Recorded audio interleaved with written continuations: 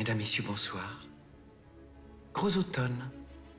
Les pervers de tout acabit ont été destitués et maintenant, enfin, les femmes commencent à fracasser le plafond de verre.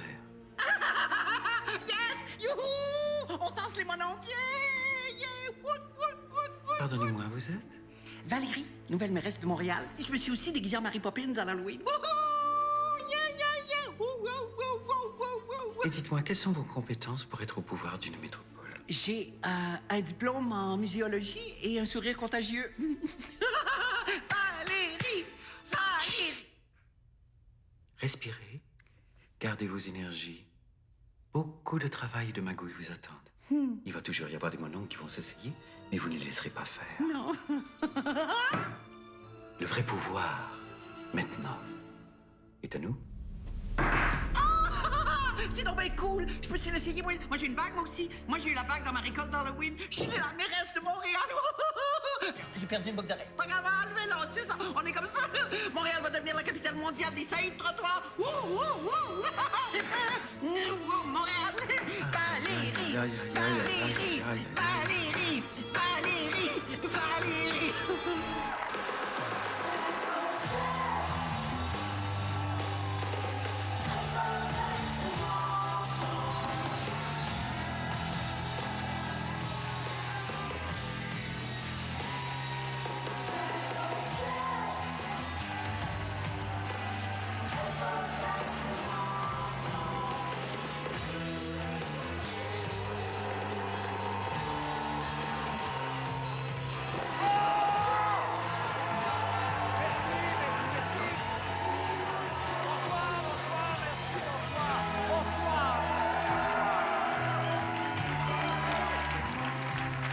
Merci infiniment, bonsoir! Bonsoir à tous et toutes et bienvenue dans le présent, passé et futur Colisée d'Info, Sexe et Mensonges où chaque semaine, contrairement à un usager des réseaux sociaux, j'accorde mon participe passé avec ton complément direct. Oh non! Non, non! Non! Oh! Non, faites pas semblant de pas savoir de quoi je parle. Parce que moi, OK, vous savez, je vais vous le dire, chaque soir, avant d'aller rejoindre ma jolie femme au lit, je m'installe au coin du feu avec ma doudou et un 41 de fort pour lire les commentaires que je reçois sur Facebook. Et là, vraiment, vraiment, je lis des choses comme « Marc, je t'haïs pis t'es laite. » Hey! Wow! Quoi? Marc, je t'haïte? Je t'haïte? Écoutez bien, je vous aide là. Je t'haïte? Je t'haïte. Bon, OK. Qui haït Marc? Moi! Oui? Toi qui parles au je. Alors, peux-tu, s'il te plaît, m'haïr avec un S, genre? Parce que c'est pas parce que t'es pas capable de savourer mon joli minois poupin que t'as besoin de massacrer notre langue. D'où Jésus? Oh! Ben oui, qu'est-ce que tu veux que je te dise? Je suis comme ça, moi, un petit peu. Je suis un petit peu vieux jeu, moi. C'est pourquoi je suis particulièrement en joie ce soir, parce que c'est le jour du souvenir demain!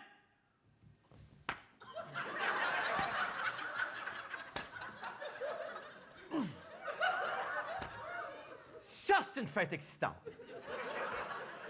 Si vous voulez bien, on va aller en parler longuement avec l'un de nos reporters maison qu'on va rejoindre tout de go.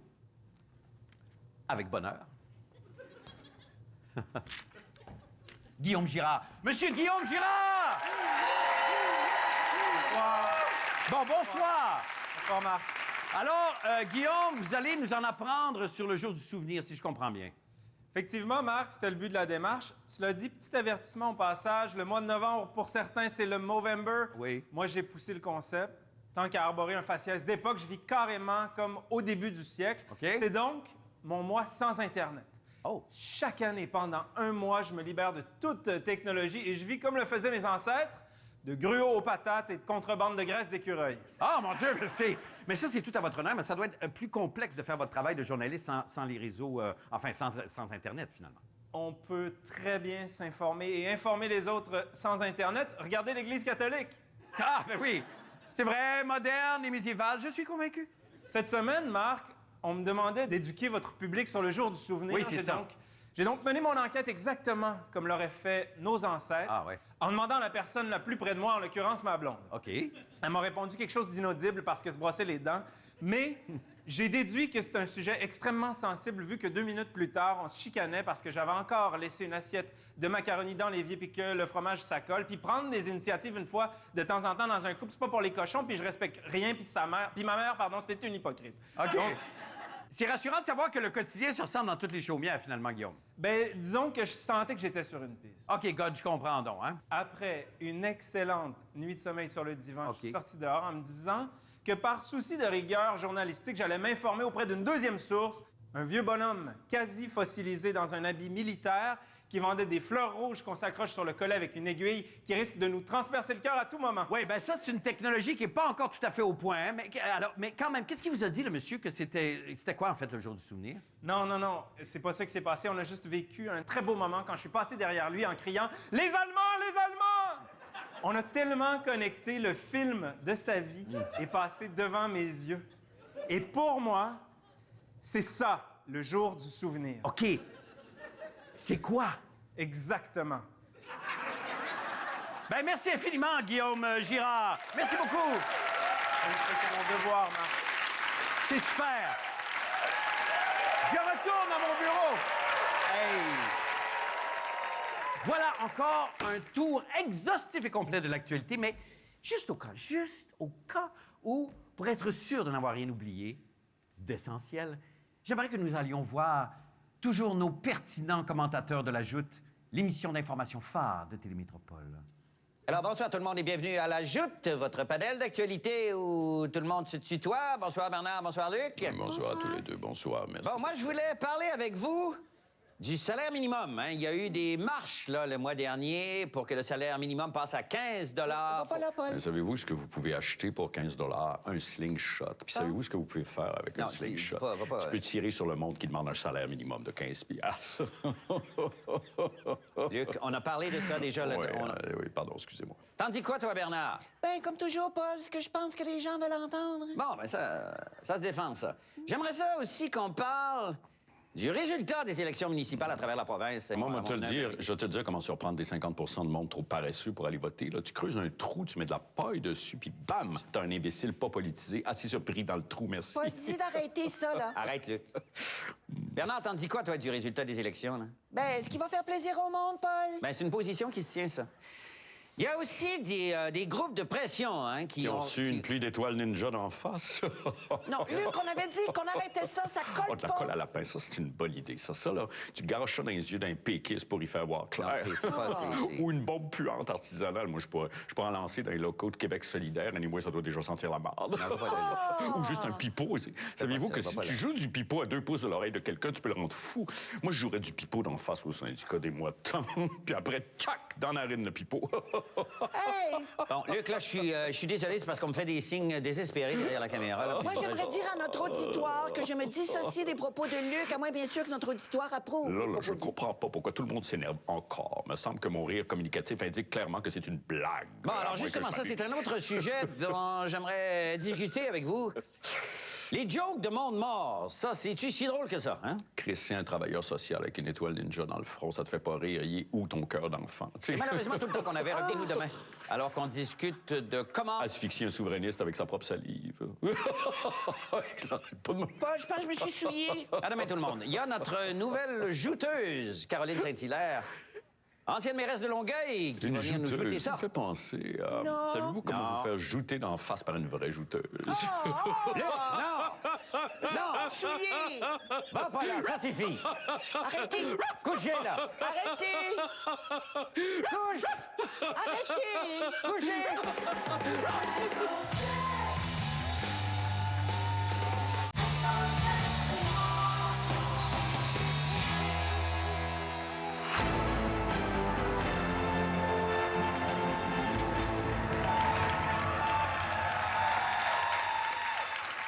On dit de lui qu'il fut le premier de sa tribu à domestiquer les dinosaures. C'est un honneur de l'avoir avec nous ce soir, Monsieur Pauloud. Bonsoir, Marc. Bonsoir. Ce soir, une chronique futuriste. Assez complexe. J'en ai aucune idée, mais... Pourquoi pensez-vous? Parce que c'est complexe. Je rends hommage, d'une certaine façon, à Denis Villeneuve pour son film Blade Runner 2049. Oui, bravo. Et savez-vous ce qui m'a frappé le plus dans le film? Non. 2049. Ah, ouais. Je me disais, on est là, là? Ouais. On est là? Ben, on est là. Ben oui. Mais 2049, ça paraît tellement loin. Ah, non, non, non! Non, non, non, non, non, non. On est là, là! Comme ça. Ah, Hey, ouais. 32 ans, ça va passer. Hey, regarde. Alors, mon concept de ce soir, Oui. je vous suggère d'imaginer que nous sommes en 2049. Facile. Et c'est ma chronique Blender 2049. Blade Runner, Blender 2049. Alors, c'est comme un bulletin de nouvelles, comme si on était en 2049. Alors, Marc, en 2049, dans 32 ans, l'intelligence artificielle va être partout. Oui. Partout, partout, partout. Ainsi, à l'émission La Voix Junior 37, c'est le robot Nutrina C, qui a tout raflé avec sa reprise de la célèbre chanson de Lady Gaga, la vieille chanson Poker Face. Oui. Et on va écouter donc le robot gagnant, La Voix Junior, chantant Poker Face.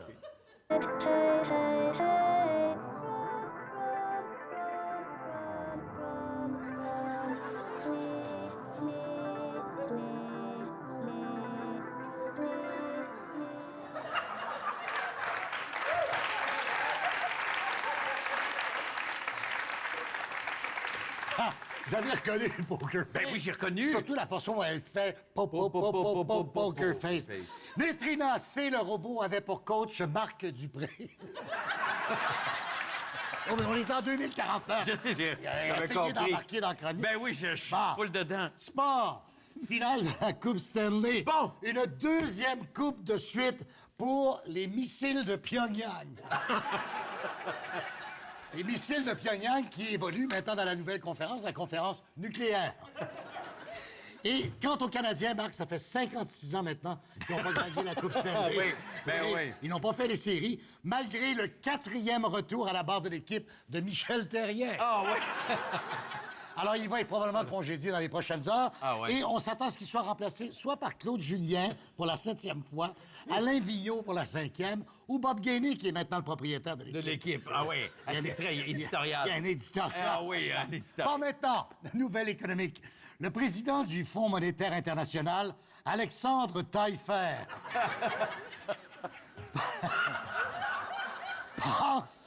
pense que, Marc, que l'économie ira mieux en 2049. Bon. Je vous rappelle d'ailleurs qu'Alexandre Taillefer avait inventé en 2039 le fameux taxi pour passer au-dessus des nids de poules qui circulent à Montréal. Oui. On appelle le...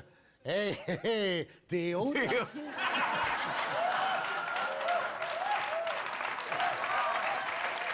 Les gens embarquent dedans et ils disent...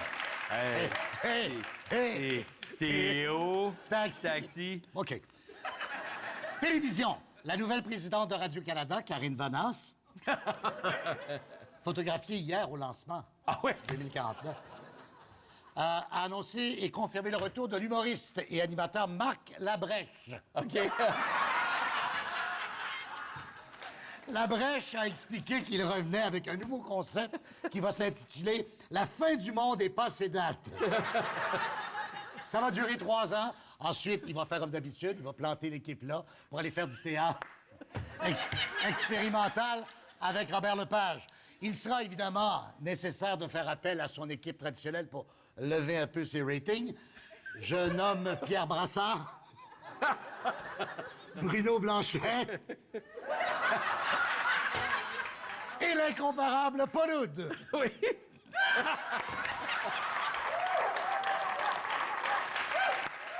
C'est magnifique. C'était magnifique. Merci infiniment, Paul. Voilà, mesdames et messieurs, ça va à la pause. On revient tout de suite après.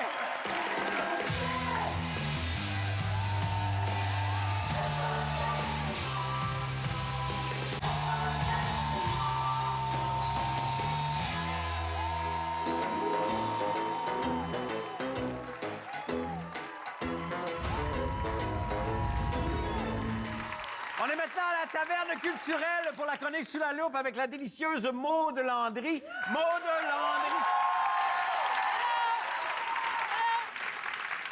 Maude Landry, t'as passé une belle semaine? Oui. Vous avez passé une belle semaine? Ah, tu peux me tutoyer, Marc. Ben, j'y arrive difficilement.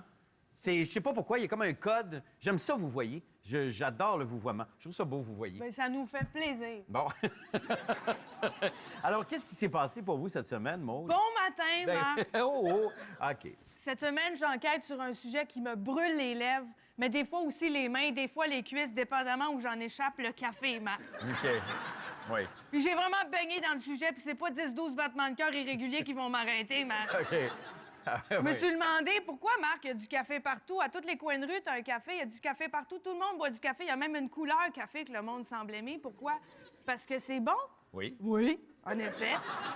Mais pas juste ça. Ça permet de rester réveillé, d'être efficace, d'être productif puis de compter sur ses doigts. Parce que pourquoi dormir quand on peut rester réveillé toute la journée en tapant du pied? Oui. Pourquoi? Ben oui, pourquoi? Exactement. Je sais bien. Beaucoup de monde me disent, Maude, le café, c'est une drogue, il faut pas trop en consommer. Mais là, on est tous des adultes, hein? Fait qu'à ces gens-là, je peux répondre, toi, t'es une drogue, toi, t'es un consommé. Parce que le café, c'est pas une drogue, c'est un besoin fondamental. La preuve, les sans-abri, ils demandent du change. Pourquoi? Pour un petit café. Pour un petit café. Oui. Jamais pour un nouveau condo ou pour un cours de yoga chaud. Non. Pas fondamental, ça. Non, c'est sûr. C'est ça, ils aiment tellement le café que le change qu'ils ramassent pour leur café, ils le mettent dans un copa café. C'est Oui. fascinant, Marc. J'ai le goût de m'arracher les yeux tellement c'est le fun. Hey. Puis t'as aussi le café équitable, Marc. Oui, ça... Le café équitable, ça, c'est le fun. Moi, je pensais avant que le café équitable, c'était genre, je rentre dans un café, le café me coûte 8 piastres, fait que je peux rester toute l'après-midi sur le Wi-Fi. Équitable. Oui.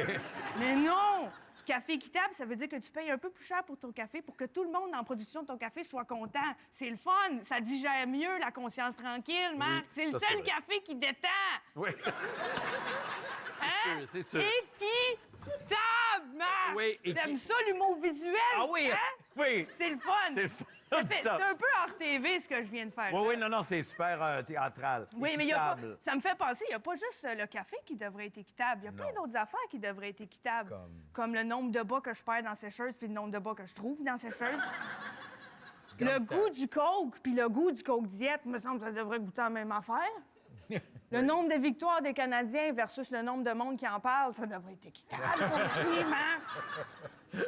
On importe le café des autres pays. On va le chercher au Guatemala, au Nicaragua, tout ça. Pourquoi ça nous coûte cher? Parce qu'on va le chercher ailleurs. Ça pousse pas ici. À quand le café local?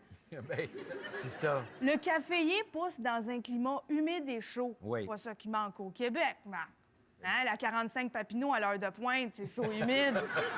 Le biodôme, c'est chaud humide. Je veux dire, le pot, c'est même pas légal, on en fait pousser. Ça fait longtemps que le café est légal, on devrait en faire pousser. Là, mais Oui. tu sais, je dis ça, mais en même temps, je dis tellement d'affaires, Marc, 500 mots la minute.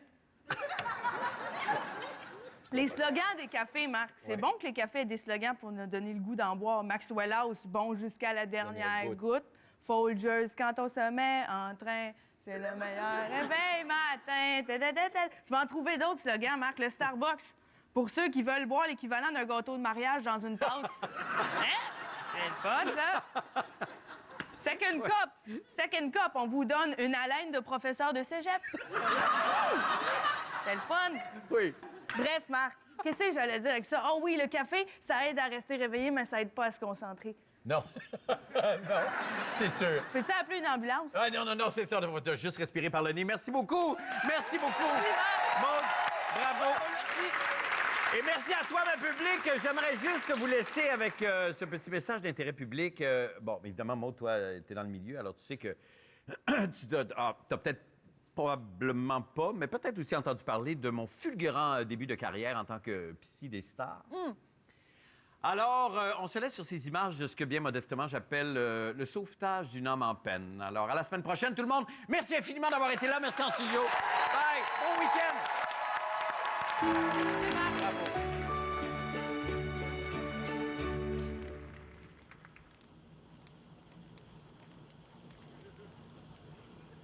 Ben, c'était.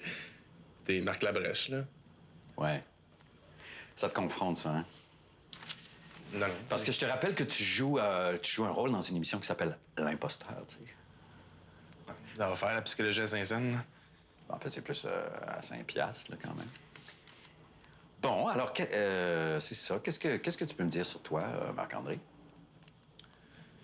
Pas grand-chose. J'ai une enfance heureuse. J'ai toujours trippé sur le théâtre. J'ai commencé quand j'étais bien jeune. C'est dur pour toi de vivre un déclin professionnel? J'ai pas l'impression de vivre un déclin professionnel. Ouh! On est sûr de ça? Ouais. Parce que je veux dire, je regarde ton CV, là, puis Bon, Crazy, là, hey, il va même falloir qu'on en revienne à un moment donné. Genre, c'est comme, tu sais, bravo, OK, fine, mais là, on peut-tu passer à un autre appel, s'il vous plaît?